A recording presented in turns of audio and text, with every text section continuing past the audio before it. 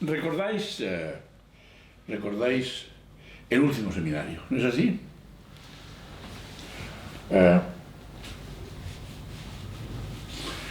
Estábamos viendo el encuentro, terminaba el seminario con el encuentro de Krishna, que venían a verlo, Duryodhana y Arjuna, y discutieron acerca, se discutió acerca, Krishna les preguntó, ¿y la guerra no, es posible que se acabe?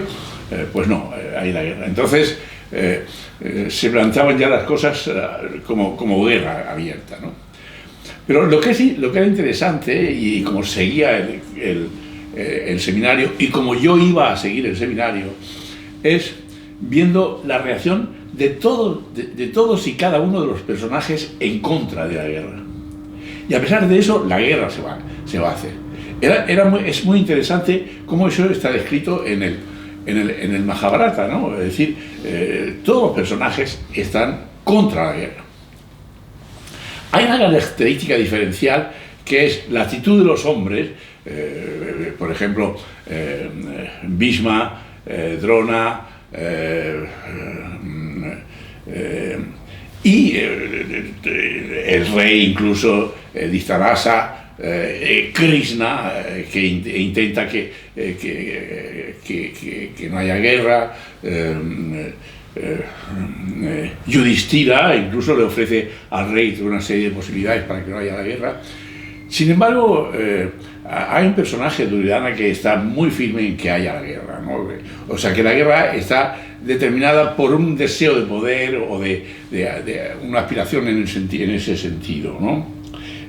Pero hay una característica fundamental, y es que las mujeres tienen una forma muy especial de estar contra la guerra.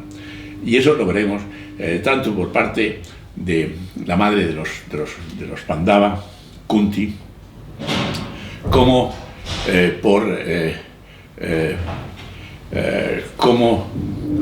por Gandhari. Cierra, ya puede cerrar. Te estábamos esperando, acabamos de empezar, y estaba recordando el final del último seminario, y que, bienvenido, gracias. Buen año, y vamos a ver. O sea que estaba comentando que habíamos terminado con la reunión de Krishna y Duryodhana y Arjuna, y la reacción de todos los personajes posteriores contra la guerra. Y ese sería el seminario que yo tendría que continuar hoy. Sin embargo, no lo voy a hacer. He decidido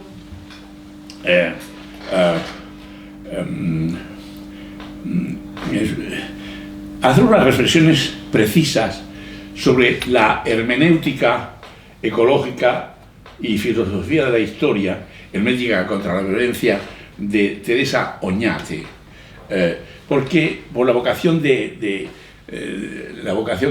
ética de la hermenéutica, o ética de la interpretación, que descansa en el imperativo emancipatorio de la no violencia.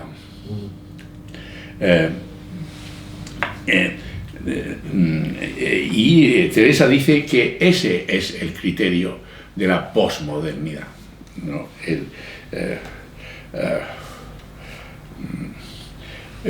No ya en la línea metafísica del progreso y la utopía,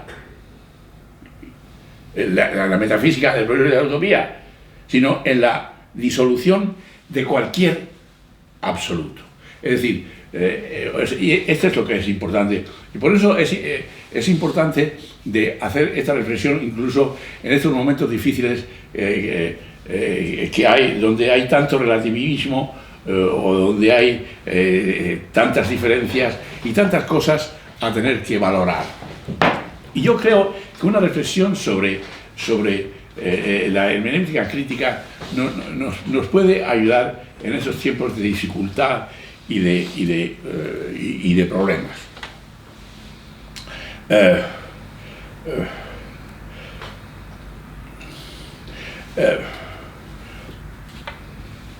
Lo que da que pensar, decía Heidegger, es que todavía no pensamos. Y no solamente eso, sino que necesitamos algo que abra nuestros ojos y necesitamos un pensamiento-acción. Recordad que en la tabla de Bion, la última línea y en todos los apartados, el principio de acción es fundamental. Por tanto, tener en cuenta la acción es básico para este trabajo.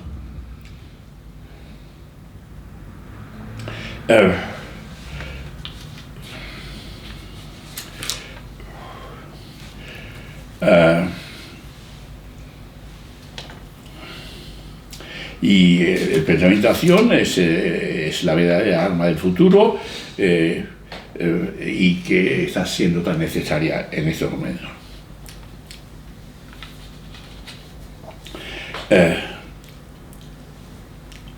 Rescatemos con Teresa Oñate los lenguajes de lo eterno, el lenguaje de lo eterno contra los violentos y contra los indiferentes, que es otro tipo de violencia.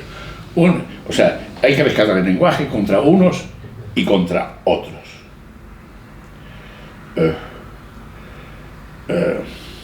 Deseo espiritual no ético o visión intelectual directa.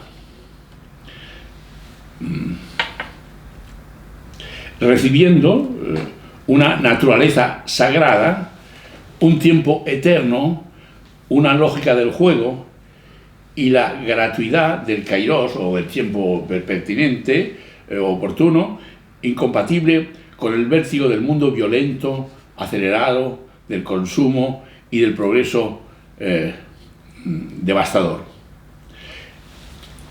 A todo eso, Teresa lo llama inmundo, en el doble sentido, inmundo e inmundo.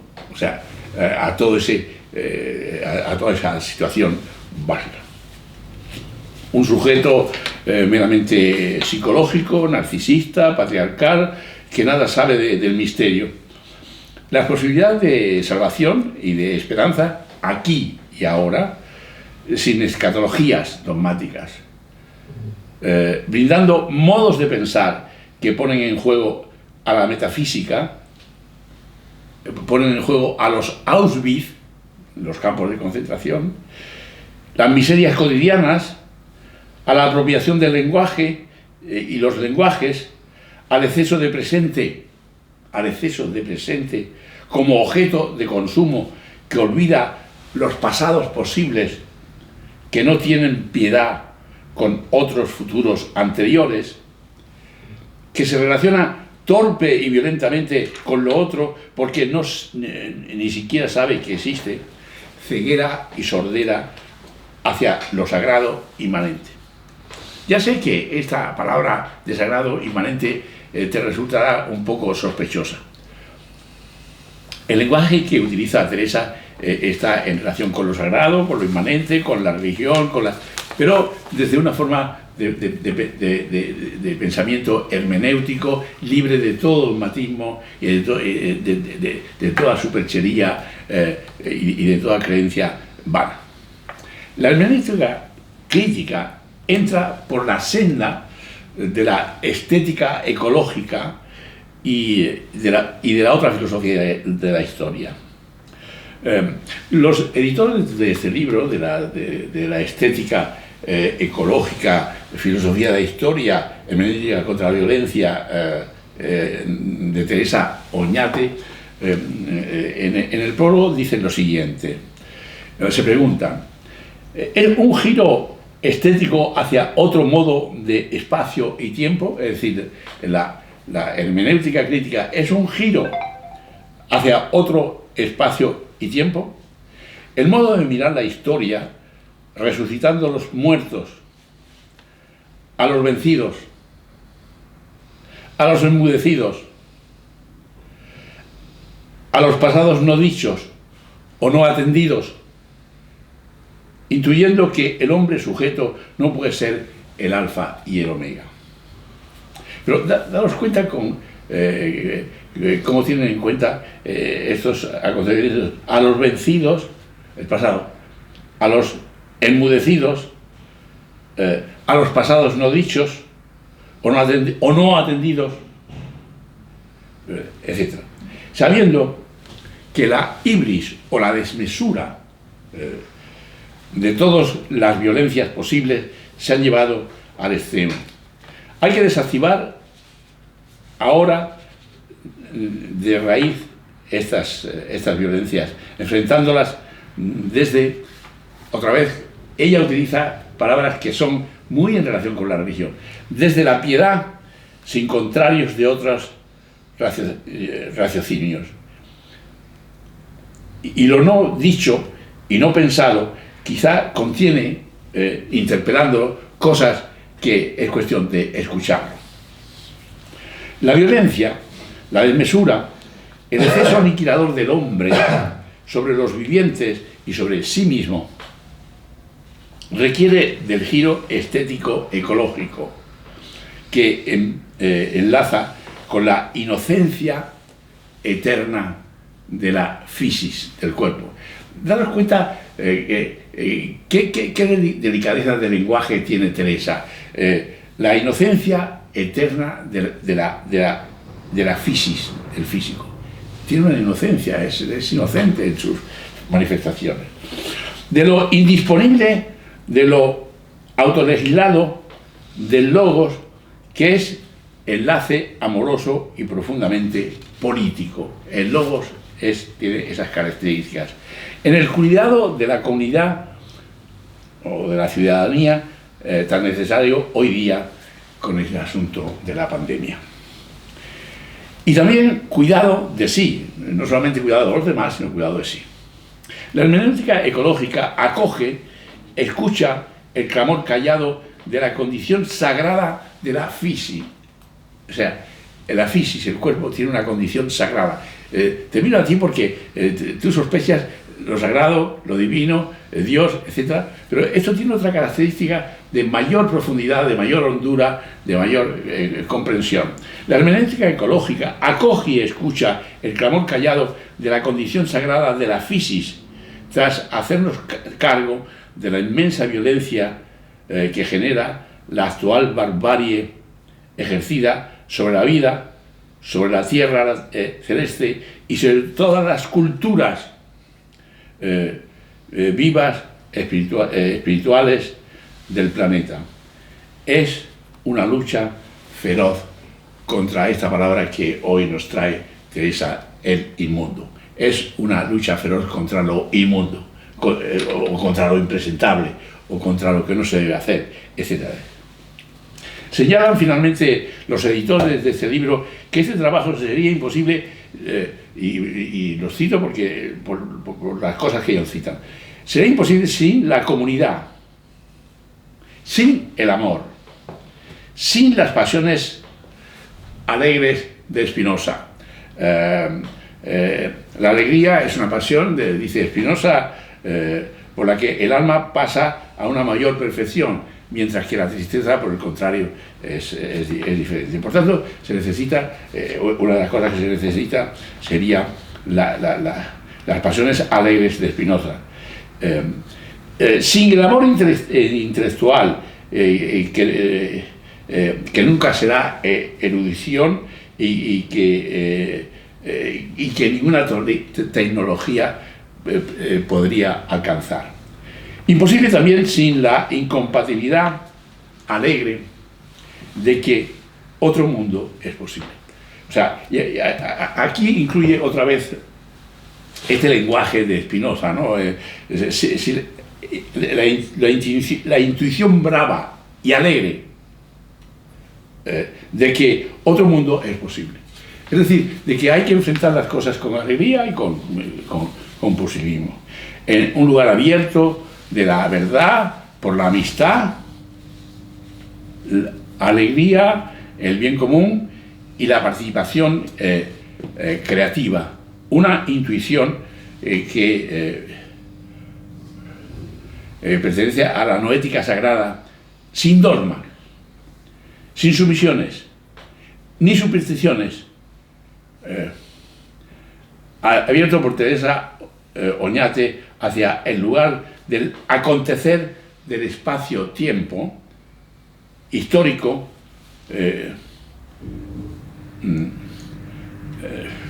para ese mismo darse a lo otro con la diferencia del misterio. Esa es la proposición que hace Teresa. Quería decir también que Teresa para nosotros es un referente que pronto encontramos familiar, porque como dice Rebeca Maldonado, también en la introducción, Teresa Oñate es el ámbito entre Heráclito, y hemos dedicado casi un año a Heráclito, en su libro de, ¿cómo era? El pensamiento único, el libro de Heráclito. Anaximandro, Aristóteles, Platón y nosotros mismos. Podemos reconocer estas referencias que hemos encontrado permanentemente en todas nuestras exposiciones, ¿no? Comprometida por la configuración de un pensar-vivir contraviolento que huye del acrecentamiento aniquilador, donde la piedad del pensar siempre atenta a lo otro, se apresta a lo por pensar con ella. El despertar de todas las posibilidades noéticas, poéticas, imaginativas, hermenéuticas, creadoras, a diferencia propia del pensar vivir del espacio-tiempo que fue posible para Heráclito, Anaximandro, Parménides, pero que ahora también lo es para nosotros. El retorno de lo divino en el retorno de las pluralidades animales y humanas. Entonces, Teresa hace un recorrido a partir de que se está haciendo el homenaje a su profesor Batimo. O sea, Teresa es discípula de Batimo. Batimo es discípulo de Heidegger y de Gadamer.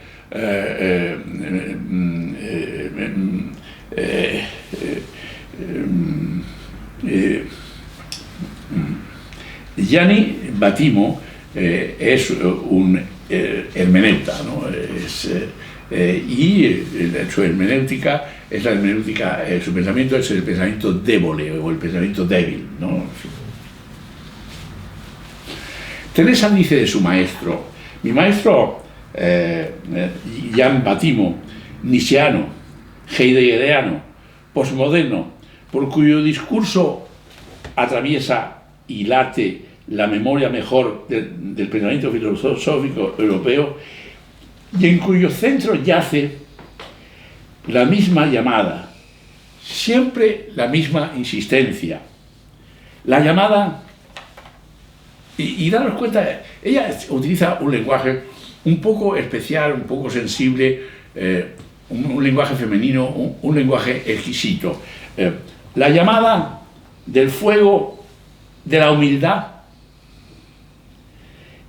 y a la alegría del buen temperamento.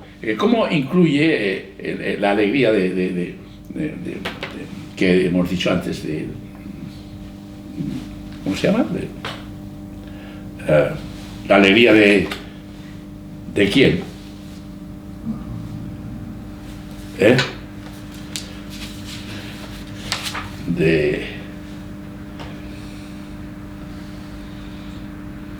¿De quién es la alegría?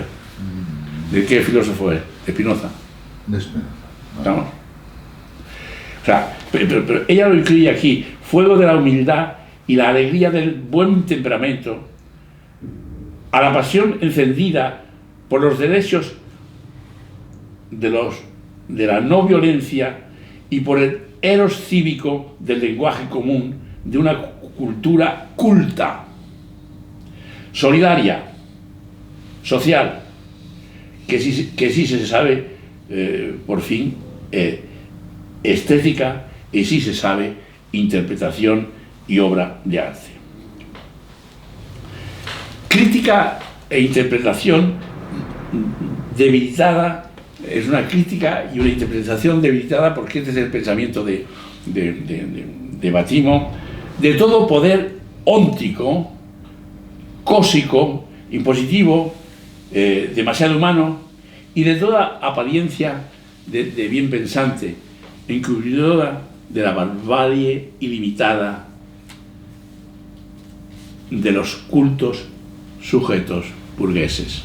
Daros cuenta con qué habilidad hace un ataque bastante flagrante contra los cultos y educados sujetos burgueses. Una racionalidad crítica que se compromete con las acciones comunes, participativas, civiles, como siempre lo ha hecho la filosofía, tomando partido por la lucha radical contra toda ideología metafísica, contra la metafísica del más allá, depreciativos del ser inmanente e instalados en una representación del poder, así como contra el positivismo aferrado a los datos por entonces que convierten al ser en un mero ente administrativo, porque es una cosa contable. Lucha radical contra toda pseudo-racionalidad dogmática, fundamentalista o libertaria, indiferente, que nos abruma, que nos oprime a la vez de una manera eficaz.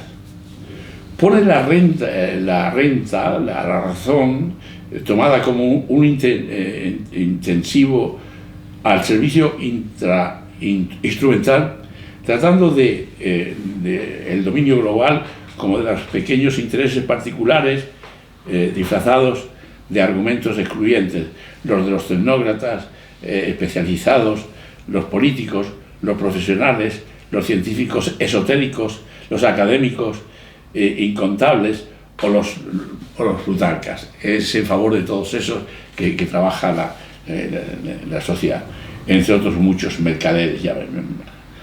A todos ellos se opone la hermética crítica o la hermética de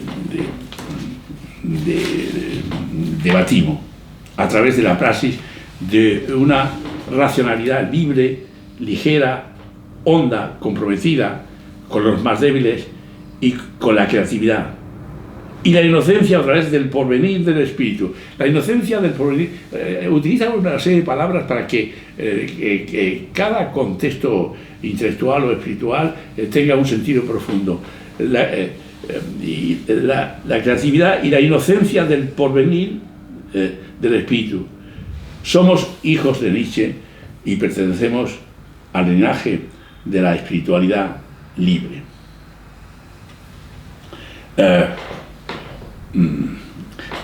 Ella hace referencia a que su maestro ha citado a toda una serie de escritores, de pensadores, desde Heidegger,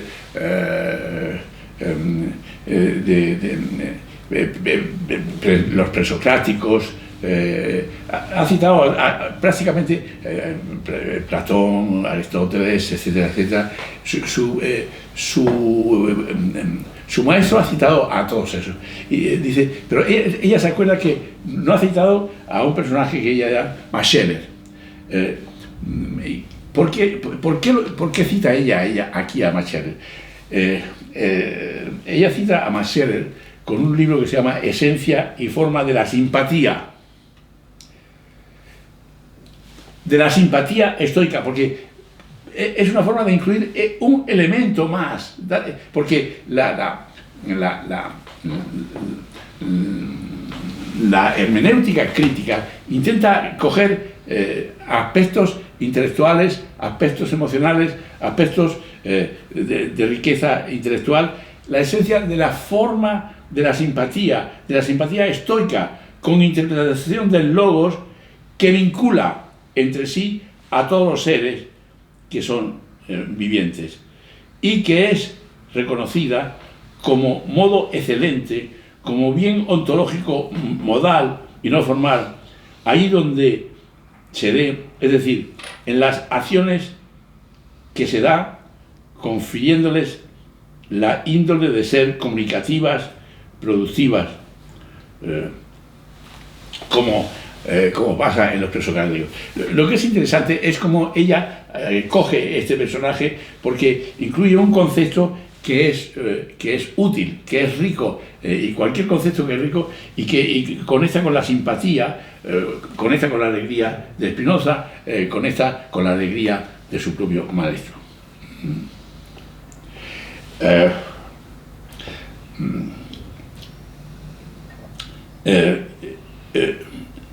Y dice que su maestro había citado desde los presocráticos, Platón, Aristóteles, la Estoa, Spinoza, Nietzsche, Deleuze, los fenómenos Max Scheler, Nicolás Hartmann, Ortega, hasta llegar a la formulación de la idea del bien ontológico, del bien ontológico de la República de Platón. O sea, recordar que una de las cosas fundamentales de Platón es que lo que él valora mucho es el bien ontológico, que es lo fundamental, y es la pieza de guía de todo el pensamiento, ¿no? Desde esa idea que es el sol inteligible de la República política y la paideia cuidadora libre que posibilita, porque Platón percibe el uno sabio de Heráclito, ¿no?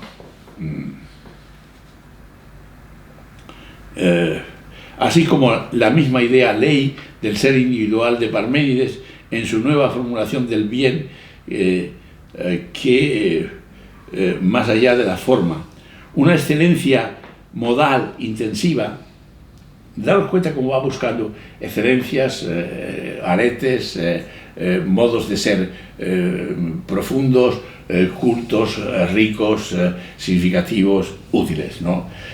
Una excelencia modal, intensiva, indivisible, pero difracta, más allá de toda forma particular y no social, tampoco un concepto universal, sino el principio de plenitud escindido, el ser de los seres, como el sol que le da vida, calor y luz suficiente como para ser inteligentes, inteligibles, gracias a eliminar la noche a la vez, tal vez, como recordaba Heráclito, lo que brota y nace, ama el ocultamiento intensivo.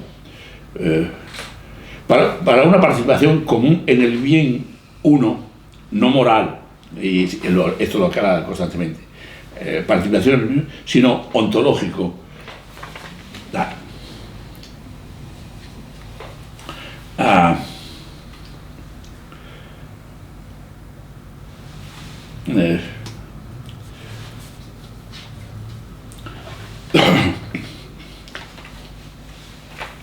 Y aquí ella va a incluir una palabra que es muy sospechosa en relación con todo este trabajo, que es la palabra del amor. Y ella dice, desde una noética comunicativa que no es mística. Si por mística se entiende un lenguaje privado, una experiencia inferior de lo divino, inefable, sino que es todo lo contrario, un lenguaje noético, es decir, de conocimiento, espiritual, racional, histórico, que responde a una experiencia del lenguaje comunitario del bien, precisamente de la esencia por participación en la cual hace comunidad participativa y vida comunitaria lo temporal. Jesús de Nazaret lo ha llamado amor. Enseñaba también que es el criterio espiritual de medida para todo juicio extramoral, ese criterio del amor, ¿no? Un amor que está más allá. Es decir, cómo utiliza estos conceptos que han sido tan mal utilizados o tan mal empleados para el poder, para tal. Porque la Iglesia, en lugar de utilizar, y esto lo veremos en otro contexto interesante, cómo la Iglesia ha utilizado su pensamiento para incrementar las normas y no para incrementar lo sagrado. O sea, y por tanto incrementar el amor, incrementar la relación. Este sería un tema que vamos a tratar más adelante en uno de sus pensamientos. Y aquí igual, el amor que está más allá del bien y del mal moral, relativos a las costumbres, porque tiene que ver con la encarnación del amor en lo contingente, con la encarnación del amor bien. Y el amor al bien a él, a Jesús, le interesaba más probablemente como enseñanza o maestro virtual, que era probablemente práctico, político de la aplicación y de la idea del bien a la transformación comunitaria espiritual.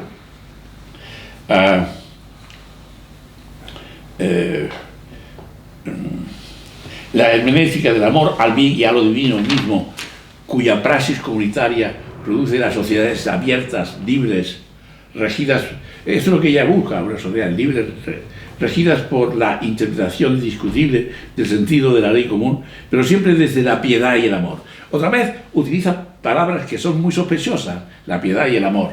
Ahora bien, que ese fuera su interés prioritario, quizás no excluya que se interesara Jesús también por el problema estético y no ético de la percepción del bien ontológico a través del amor. Y pasajes de los evangelios como el de las hermanas Marta y María o dentro del Antiguo Testamento del Cantar de los Cantares parecen señalar con claridad aquello inolvidable del ocio humilde propio del espíritu. Otra vez utiliza palabras que tienen que son una llamada. Mira los pájaros del cielo, que ni siembran ni siegan, y ni siquiera Salomón, que con toda su gloria se vistió como uno de ellos, etcétera, etcétera. Cita aquí a un autor, León Hebrón, quien utiliza los sentimientos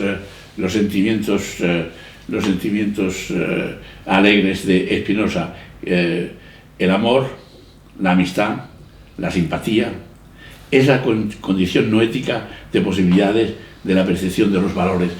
Daros cuenta que lo que estoy tratando de citar es de enriquecer este concepto de hermenéutica, donde hay tantas ideas, el amor, la amistad, la simpatía. Todas esas condiciones hay que tenerlas en cuenta para el trabajo y para nuestro trabajo. Según León Hebrón, la percepción de estas cosas es la percepción de los valores, de alguna manera.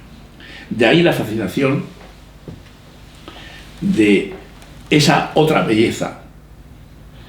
Es una nueva belleza. Ella lo que está tratando de defender es la belleza del pensamiento de su maestro, del demonismo.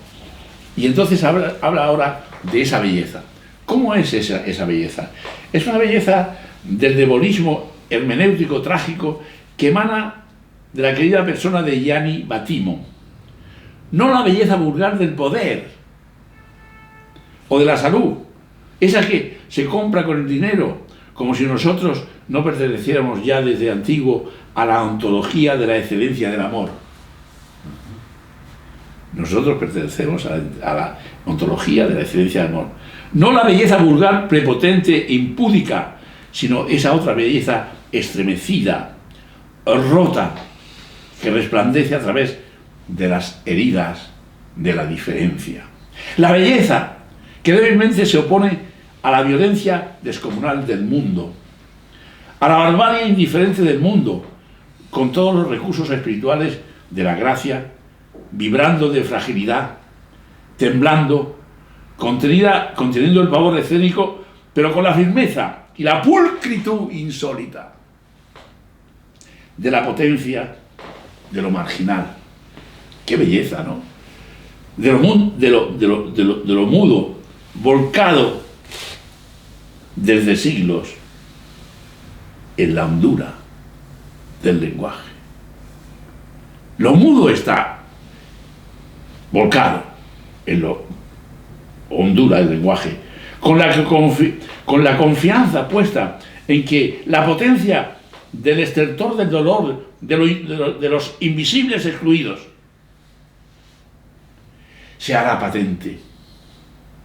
en el estilo indirecto libre que se orienta a denunciar las nuevas máscaras del dominio. Desde ahí se atreve todavía el débil a levantar en alto hasta el cielo, delicadamente, estéticamente, la voz del pensar del ser, que nos reclama hacia la verdad del sentido de lo que se muere, señalando hacia allí, por donde lo divino y lo sagrado, que tanto nos necesita, resplandece en la eternidad inmanente de lo público, más allá de todo objeto y más allá del sujeto. Daros cuenta con qué belleza ha descrito el pensamiento de Bacimo, es decir, y ha mostrado lo marginal, lo mudo, que está en lo hondo del lenguaje, dándole nombre a la fisis como algo exquisito y fundamental. Dicho esto, quisiera ahora establecer una diferencia entre para valorar la hermética, una diferencia entre la hermética, el consensualismo y el relativismo. Establecer una diferencia entre estos conceptos, ¿no? Para ver cómo el concepto de hermenéutico es mucho más rico, variado, diferente que el consensualismo o el relativismo. El consensualismo, o sea, parte de una homogeneidad donde de antemano pierde la diferencia tanto al comienzo como al final. El consensualismo es mayoritario, o sea, el consenso. El consenso busca una mayoría, pero eso no es... el consenso busca una mayoría. Más que una problematización y respuesta al límite, un consenso universal que ya parte de los sujetos a conservar, pero no de todos. Ese es el consenso. Mientras que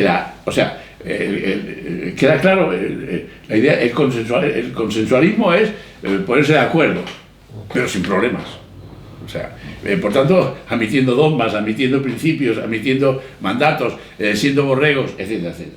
Mientras que la hermenéutica interpretativa conlleva poner una problemática, una problematización de las diferencias desde la base hasta el final. Interpretar implica traducir, extrañarse, situar la pluralidad lingüística y cultural como dato diferencial desde el comienzo y admitir los inconmensurables, los intraducibles como puntos de inflexión de una posible no correspondencia, en tanto que leyes de la traducción entre temporalidades, experiencias, géneros literarios o mundos culturales. Así pues, la hermética pone la diferencia tanto en la base como al final de la situación, mientras que lo otro es el consenso, lo mayoritario, etcétera, etcétera. El relativismo adolece de la misma principio que el consensualismo, a saber, homogeneización a la base, aunque parezca considerar la diferencia, pues únicamente la consideración o la tiene en cuenta desde un punto de vista empírico y hasta numérico, y mantiene la jerarquía. Levi-Strauss da un ejemplo interesante. El Islam como la cultura típica de la intolerancia, resultante de haberse autoerigido en el lugar de la tolerancia hacia nosotros. O sea, ese es el tema. El Islam, así como las culturas occidentales en general, se erigen a sí mismos como aquel lugar tan inmanente, tan sumamente superior, que concede la existencia de otras culturas, pero sin establecer relación con ellas. Las deja ser en un relativismo jurídico y jerárquico. Y esas son las culturas más intransigentes para Levi-Strauss. Bien, en fin, este sería una parte de toda esta situación. Quería hacer referencia ahora a los límites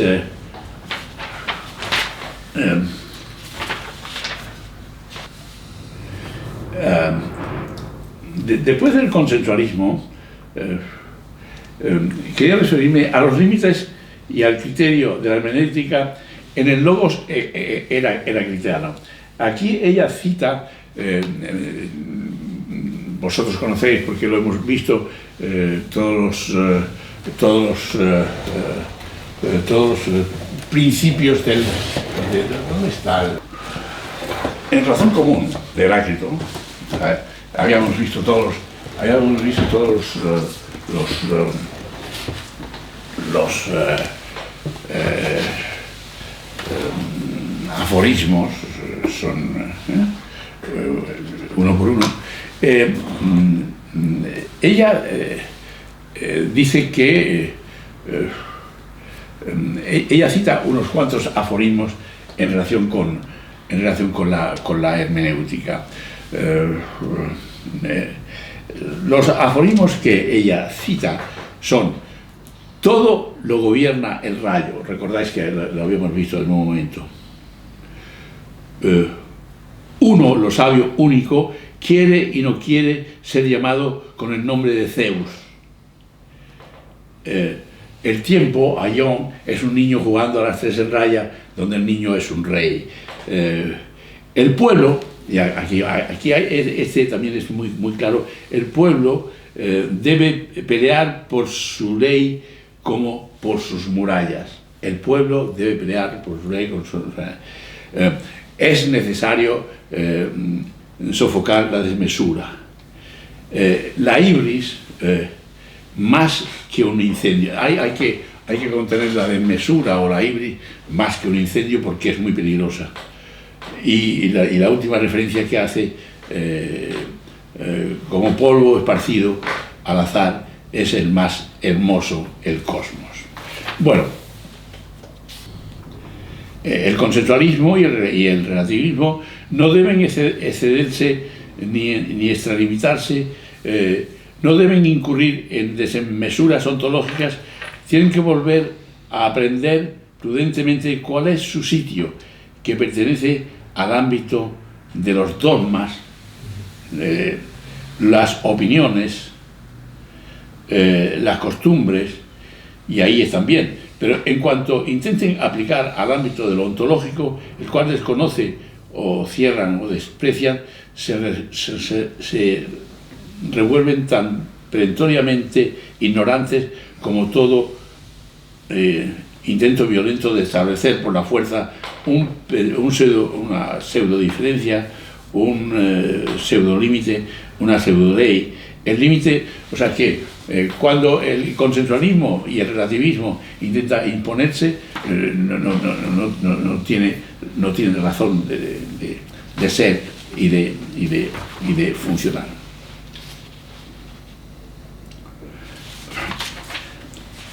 Entonces, quería referirme ahora, tenemos tiempo, a una referencia a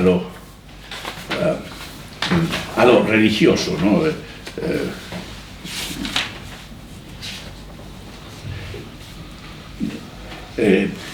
se están haciendo, dentro del libro se están haciendo una serie de preguntas. ¿Qué pensáis del retorno de lo divino rural y dónde situáis el cristianismo y su relación con lo otro? Y entonces dicen que hay dos, el eterno retorno de lo divino rural tiene dos lecturas. La primera, la que remite a un retorno, en cierto modo, relativista a las religiones fundamentalistas o violentas, identitarias, dogmáticas, excluyentes de la diferencia de las que nos vamos a ocupar, que no nos vamos a ocupar. Y el segundo es el retorno comprendido no como retornar a algo que ya no está, sino como darse vuelta a aquello que siempre está, es decir, lo divino plural. O sea, que sí que se vuelve sobre lo divino. Aquello que siempre fluye tras los poderes que intentan taparlo una y otra vez, ya sea poderes religiosos o secularizados. Entonces, da el ejemplo de aquí, de Derrida, del cristianismo.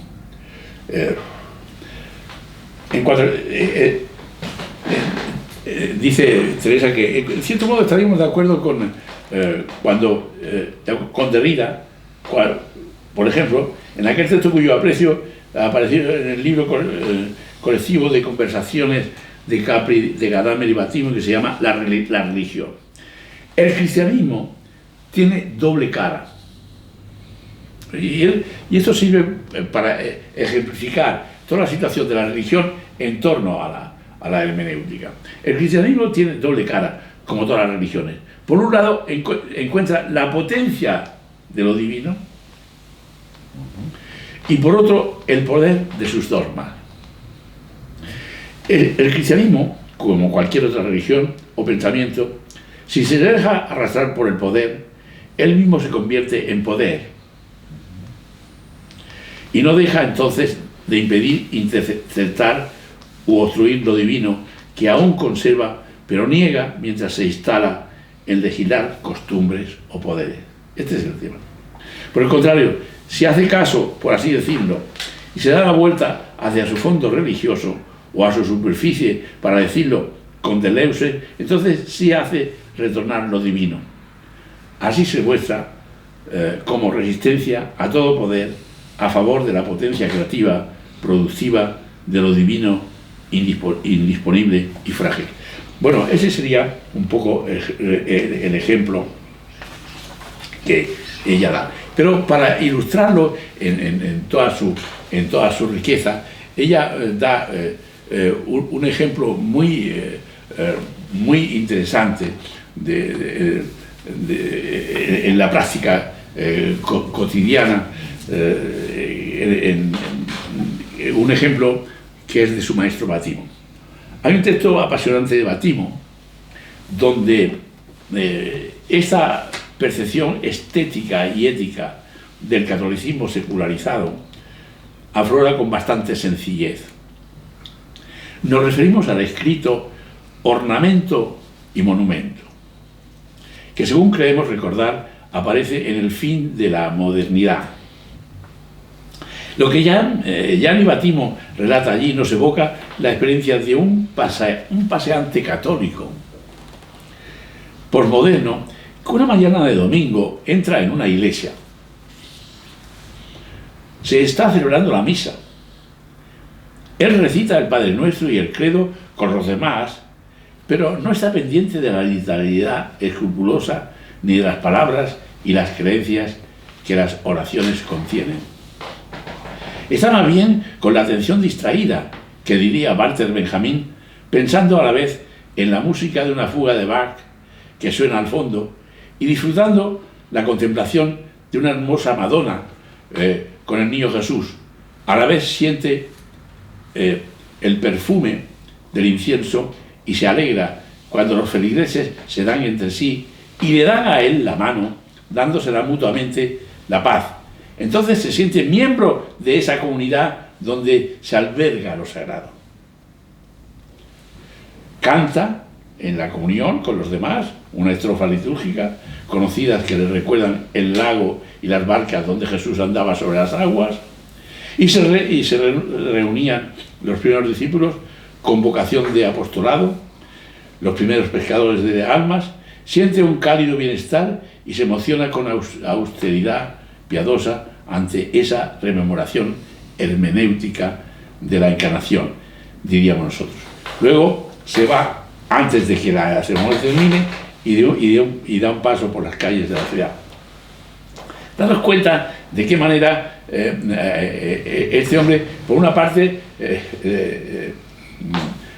no es católico, o sea, pero está en esa comunidad, señala Bautismo aquí, esa comunidad que es darse la mano entre ellos. Más o menos ese es el sentido que, según interpretamos, transmite ornamento y monumento, el de una secularización del catolicismo, aunque puede que la literalidad del texto sea quizá distinta y puede que los detalles del ejemplo también mucho. Pero el sentido está en plasmar que para la secularización libre del catolicismo hay sacralidad porque hay comunidad hermenéutica, que este es el tema, de sentido en torno a lo sagrado. El cristianismo no es lo que parece, no son las iglesias oficiales, sino más bien un tejido cultural, que es lo que ha expresado aquí este ejemplo. Y no es lo que parece tampoco cuando se olvida que recoge la noticia de la perfidia y el eros griego, comprendiendo la dimensión de filosofía de la historia y de teología política, y que tiene acciones comunicativas, participativas, cívicas, pues las acciones rituales de libre participación y recreación también configuran la pietas, el tejido de la hermenéutica espiritual religiosa. Ahora bien, si el cristianismo actual, incluso en la secularización del catolicismo, en el sentido indicado, no se plantea la urgencia de lo otro de lo humano, es decir, de lo divino y de la fisis, seguirá siendo tan violento como la metafísica de la historia, que se ha apropiado de la noética y del Jesús del amor o de los modos de espiritualidad, tanto como se ha apropiado de todos los pasados que han perdido, que han sido los perdedores o los vencidos de la historia. Gracias al cristianismo. De ahí la ambigüedad vertiginosa de una pregunta que tiene que plantearse en nuestra epocalidad, con una profundidad que solo ha tenido hasta el momento la hermenéutica filosófica, y estando de hacerlo a partir de Dios ha muerto, que Nietzsche y su apelación de investigar lo divino y lo sagrado. Este sería un ejemplo. Y para terminar, quería referirme a que a Gadamer, que es el maestro de Teresa. Ya os he dicho que en otro momento que Gadamer da una interpretación de la hermenéutica y dice: es estar convencido de que el otro puede tener razón. Esta es una de las cosas. Gadamer intentó descubrir el ámbito común del entendimiento entre las personas, pero Levinas concebía la comprensión como un acto de violencia por el que lo particular queda englobado en lo universal, en el caso de Levinas. Para Levinas, su concepto de la alteridad es como totalmente otro. Yo me enfrento con otro que es completamente extraño y por tanto es violento y no trascendente, es extraño. En Gadamer, en vez de partir de la diferencia radical, parte de un entendimiento fundamental.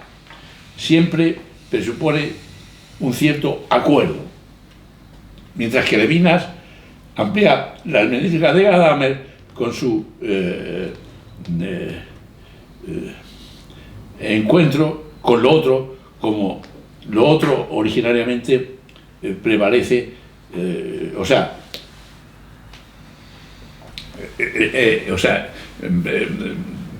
para Gadamer es un consenso y para Levinas tal, se completa con eso. Digo esto porque quiero referirme a un último ejemplo que es bastante interesante,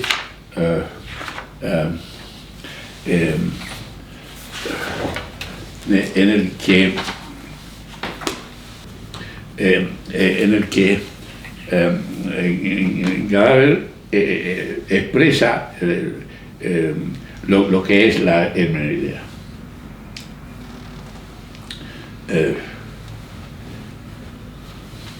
Es una historia bastante bonita, ¿no?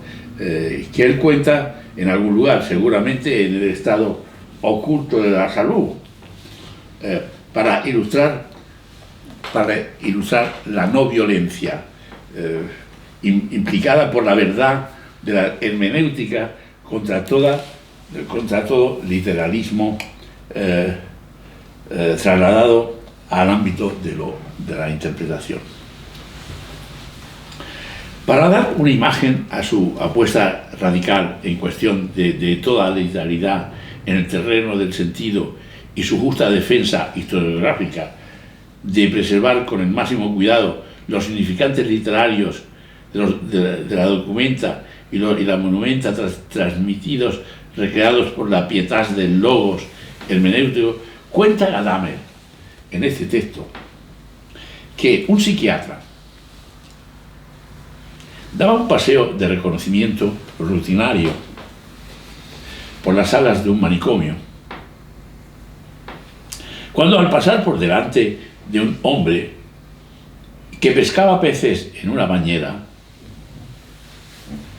le saludó cortésmente, diciéndole al pasar: ¿qué?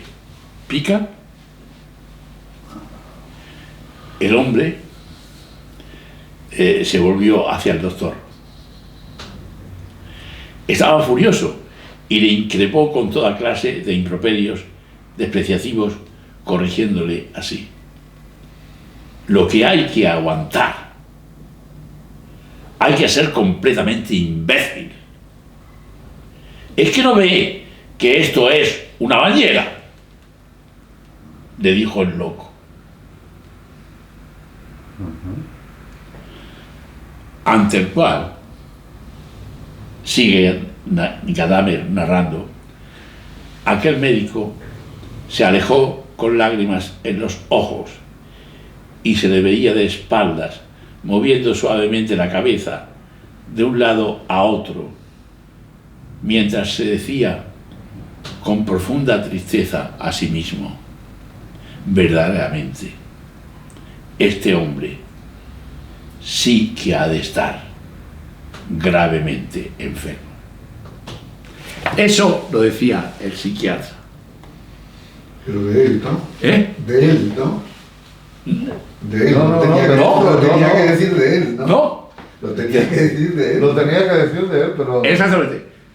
Esto es la hermenéutica. Esta es la definición de hermenéutica. O sea, yo traía hoy, como final del seminario, este ejemplo, porque me parecía muy útil tenerlo en cuenta, ¿no? Es decir, con lo cual, esto nos invita a preguntarnos qué es lo que le pasa y respetar lo que está haciendo el paciente en su locura, porque está comunicando algo y el paciente sintió que Gadamer congraciaba con él, era piadoso con él, era cruel con él sin darse cuenta. Esa es la definición de Gadamer. Lo decía esto porque de nuevo hay como una especie de oposición entre el pensamiento de Levinas o el pensamiento de Gadamer, y no, o sea, Gadamer está por el consenso, esa es su idea, o esa es su naturaleza. Levinas, pues, por su historia, por su vida, por sus dificultades, está contra otro enfrentamiento más radical de la situación, que amplía amplía la situación de Gadamer, ¿no? Quería deciros, quería daros a utilizar el seminario de hoy para hacer estas reflexiones que, aunque son un poco intelectuales, pesadas y difíciles de seguir así a viva voz, eran necesarias para tenerlas en cuenta para poder continuar ahora con este problema tan difícil de la guerra y tener un criterio bastante claro de qué es la guerra. En última instancia,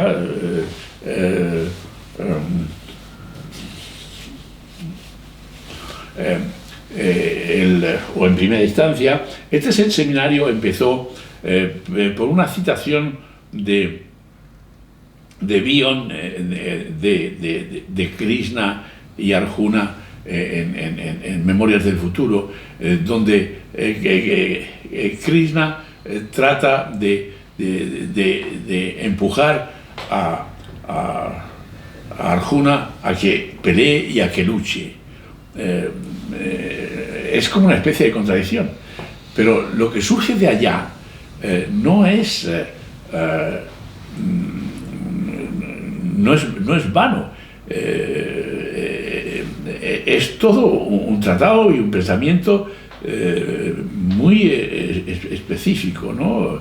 En fin, y que tenemos que tener en cuenta, ¿no? Es una reflexión espiritual de evolución hacia el interior, ¿no? En fin, y que vamos a ver en el futuro, ¿no? O sea que, hay esta contradicción entre aceptar la guerra como veremos, de manera diferente por todos, y de luchar contra ella de manera diferente por cada uno de los personajes que vamos a ver, y vamos a darnos cuenta concretamente, Gandhari llega a maldecir a Krishna y considera que es una mala persona, o sea, que es un mal personaje, en fin, de alguna manera, ¿no? Y hay que ver qué sentido tiene eso, y los otros personajes igual, ¿no? Cada uno expone sus razones por las cuales está allá, por las cuales quiere participar en la guerra, desde Duryodhana, que es por una cosa de poder, Yudhishthira no, está dispuesto a ceder por 5 pueblos, cambiar la cosa, y no se hace, en fin. Bueno, vamos a ver todo eso. Y finalmente, el producto de esa reflexión es nada menos que un libro de pensamiento como el Bhagavad Gita, ¿no?